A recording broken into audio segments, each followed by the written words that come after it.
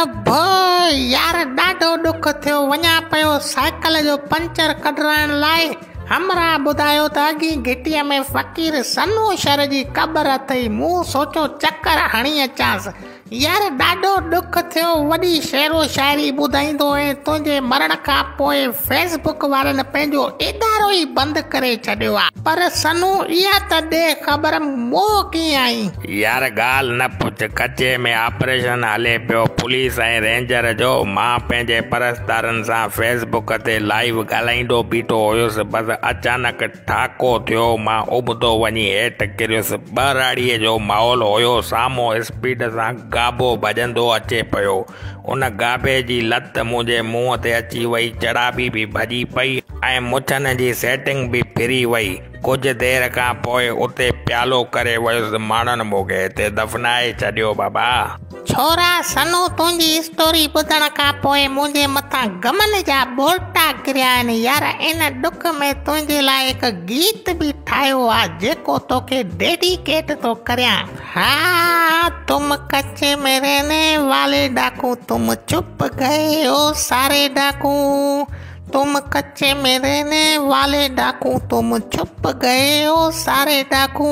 Rangers police आएगी, मछली पल्ला खिलाएगी। तुम कच्चे में रहने वाले डाकू, सब चुप गए ओ सारे डाकू।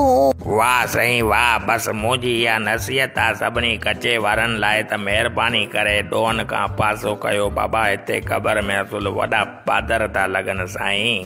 अच्छा, मरण खां पोइ लिटरेशन बि हले थी छा तुंहिंजी? अब बी मां रोई वठां। भला ॿुधाए त सही चोरा छा सां कुटको था ॾियनि? साईं ॻाल्हि न पुछ। मूंखे मुछनि खां वठी उबतो लटकाए मथां लीटर पेट्रोल हारे बाहि ॾेई छॾियऊं। अधु कलाक खां पोइ मां ईअं पची वियुसि जीअं शनिवारी होटल ते चिकन पीस पचंदा आहिनि। साईं हिते त हर वैरायटी जा बूट था लॻनि मूंखे। इन करे आउं सभिनी दाड़िलनि खे बि अर्ज़ु कयां थो त ज़ुल्म न कयो ग़रीबनि सां भेली। छोरा सन्नू, हक़ीक़त ॿुधायां, तुंहिंजे मरण खां पोइ पूरी सिंध में माण्हुनि पंहिंजा कारोबार बंदि करे ॾुख में वेही रहिया थी ऐं तुंहिंजो उहो गानो बि फॉर यू में थो हले। अॼु मुंहिंजी थी मोकलाणी। छोरा इहो गानो त ॿुधाए थोरो यादगिरी लाइ भला। दम ॾियण ते तैम भाओ मुंहिंजी थी मुकलाणी। अॼु मुंहिंजी थी मुकलाणी। अली खे वञी चओ अदा बसि सिघो थी तूं साणीअ। ओ अलीअ खे वञी चओ अदा बसि सिघो थी तूं साणीअ।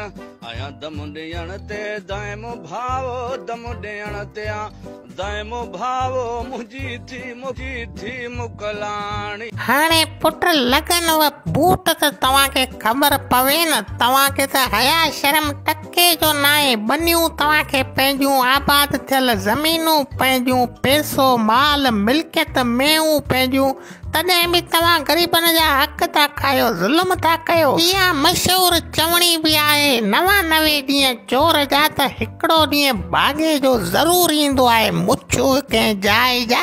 हाणे तव्हां बि कन खोले ॿुधी छॾियो। कचे जा दाड़ेलो जल्द पंहिंजा हथियार फिटी करे ॾोन जी दुनिया खां तौबा करे पंहिंजो पाण खे गवर्नमेंट हवाले कयो ऐं पंहिंजी सज़ा काटे इज़त जी ज़िंदगी गुज़ारियो। पंहिंजे बचड़नि खे तालीम ॾियारियो, न त तव्हां सां बि अॼु इहा हालत थींदी जेका सन्नू शर सां थी आहे बाबा।